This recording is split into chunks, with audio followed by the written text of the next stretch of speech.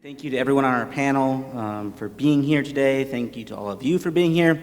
So appreciate all of you for engaging in what can be a complicated topic. Where I want to start, we've talked a lot about connecting the business community with the educational community, and maybe we could just go kind of through all of our panelists.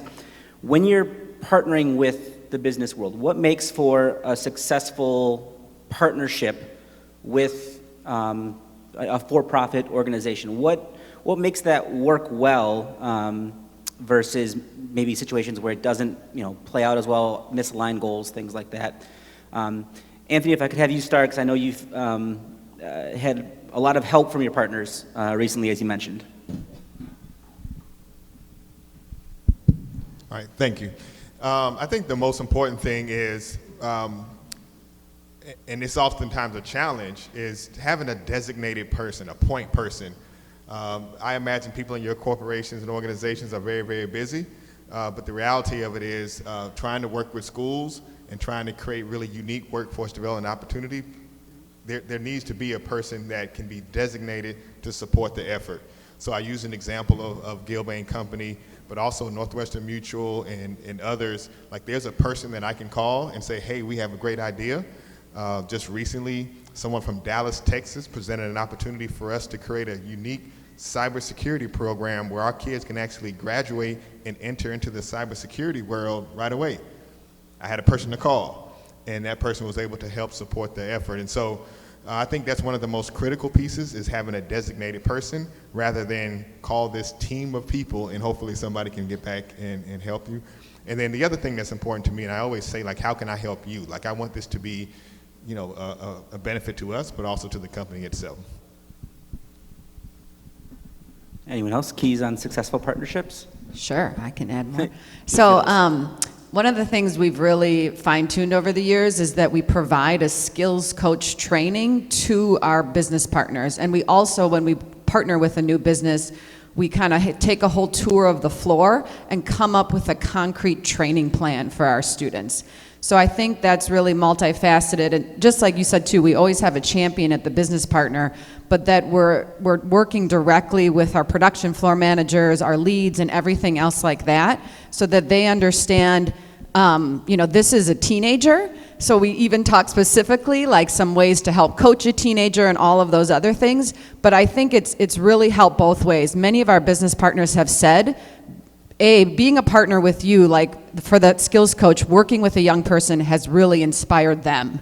But also it's helped them enhance their training plans. Because if you successfully coach a 16-year-old to do really well, then you can, that really, really helps your entire training plan as well. I think one of the other keys for us is just that personal connection. So whether it's the Bucks have been a great partner, and they run a mentoring program for our recent 8th grade graduates. Northwestern Mutual runs a tutoring program where they bus students down to Northwestern Mutual once a week to get one-on-one tutoring, which is incredibly powerful. Bostic and a few others have done other tutoring programs. But it's that time where we can build that with those one-on-one connections with people and have teams coming in from organizations, from business communities, and having them work directly with our scholars. The one last thing I wanted to add is the mutual connection and mission that Anthony touched on.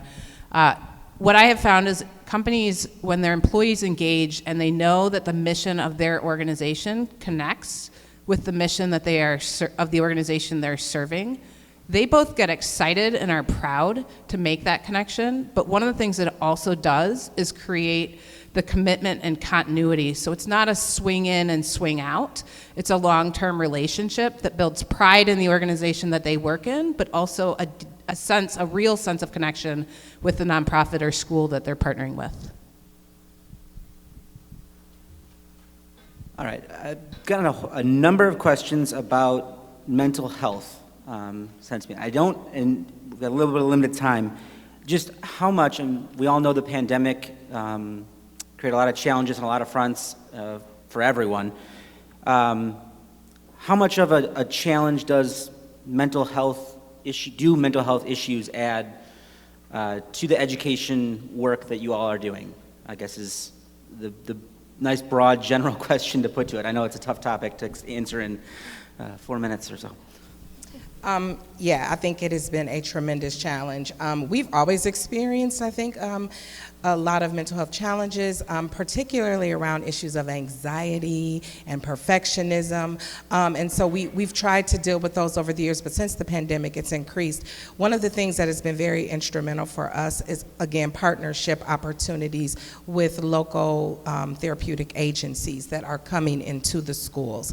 They are meeting with students in a one-on-one capacity, and they're also facilitating group work with students that are helping us meet the needs of a broader range of students around those common issues that we see many of our students experiencing. The other piece that we have expanded on this year specifically is providing more education and supports for our families as well.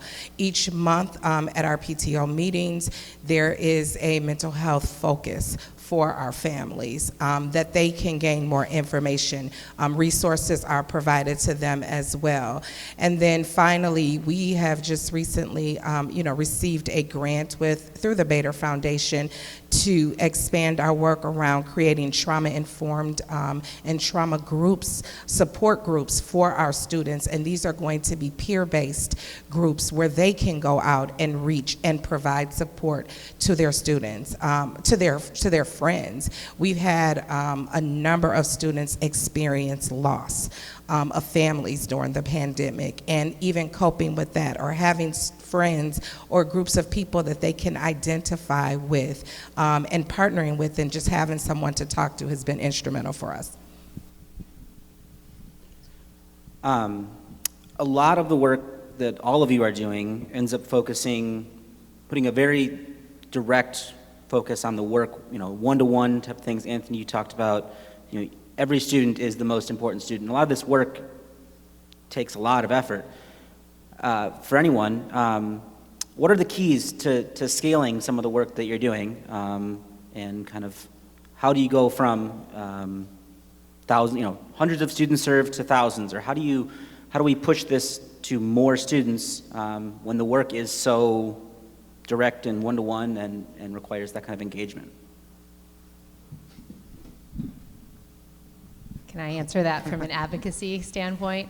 This is where we need to have more funding for all of our schools, because like I said, we are fundraising millions of dollars just to operate our schools. So if Anthony wants to expand, or Milwaukee College Prep, or Aug Prep, we need to be able to have more money per student, equal funding for all children. And then with special education, we're only at 30% reimbursement. That is not enough to be able to serve all of our children, for all our schools, for all our children in Milwaukee and Wisconsin. Arthur, on behalf of Seton, I wanted to give a shout out to the Boys and Girls Club. In our experience, it really does take a village. So one of the major initiatives at Seton Catholic Schools over the last 18 months is our family engagement. School doesn't end at 3 o'clock. All of the educational institutions represented here know that. So my short answer is extending the school day and building these cooperative relationships, and in particular, I'm sure the Boys and Girls Club is here today. Thank you. You guys do wonderful work. The one thing I would add to that, and it maybe connects even with the last question about mental health, is the mental health challenges are not unique to just the students that we serve, but also the adults that we work with. And how do we create strong and healthy environments? And when Robb talked, he talked about the critical importance of mission-based hiring. And just with our 7 schools and nonprofits that are up here, 8, actually well more than 8 when I add the different Seton schools, even within just a Seton environment, probably one school is not necessarily the right fit for it. One school isn't the right fit for everybody. So someone that's a great fit for Aug Prep may not be a great fit for Milwaukee Academy of Science or for Golda. Same goes with vice versa. So how do we as leaders do really strong mission-based hiring? Because this work is really, really hard. But when you connect a passion for what you're doing with a deep connection with a mission, even when it's hard, it gets to the fun and the joy in doing the work.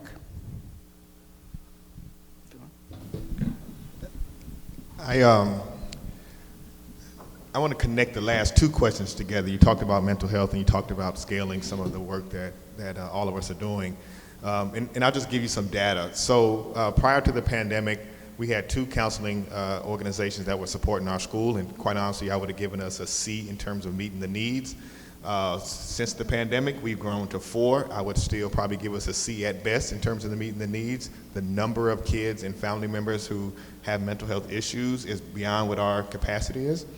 When you look at student behaviors, a lot of which are greatly impacted by growing up in poverty, and particularly the trauma that comes with growing up in poverty on the north side of Milwaukee. We've had a 50% increase since the pandemic started in what we call Tier 2 and Tier 3 behaviors. You can just imagine that those are not the behaviors we want to see in our young people, right?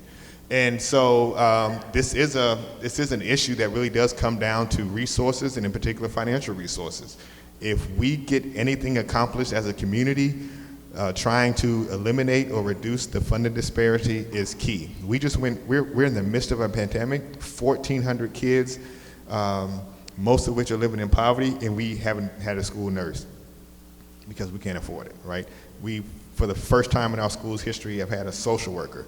And so that's just highly inappropriate for a school serving our population, but it comes down to financial resources. Alrighty. We're going to leave the Q&A part of the program here. Like I mentioned, all of our panelists will be represented at tables in the back, and there's a number of other schools as well, so please do engage with them, continue the conversation, and thank you everyone for the questions you did send in.